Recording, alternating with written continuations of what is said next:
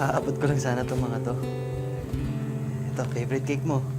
Huwag ka nang mangamba, nandito lang ako. Ako lang ba? Pero excited na ako pumasok sa school. G, ako rin. Super. Sana pala, noon pa tayo nagbenta ng mga sabon, edi sana nakakabili tayo ng mga magagandang school supplies, diba? Tama. Okay lang. Ikaw naman, pwede ka pa. Pasok ka pa sa next season. Buti na lang talaga hindi ka nadamay dun sa sunog dun sa huling dorm namin. Bakit nga ba di ka na lang umorder ng bagong set, Ash? Eh, malaki naman yung bawas sa tuition natin dahil sa scholarship. Tsaka, di ba, may tirang kita pa sa sabon? Kasi pinadalan ko na sina Justin tsaka sina Mama. Alam niyo yun, pangdagdag gastos na din nila. Okay pa naman natin. Tipid din.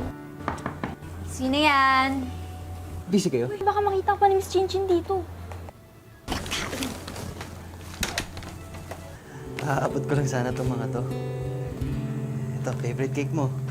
Huwag ka nang mangamba, nandito lang ako.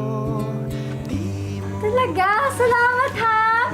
Grabe, thank you. May merienda na ako. Padaanin kasi akong bake shop kanina eh. Naisipan kong pag-take outan kita. Salamat.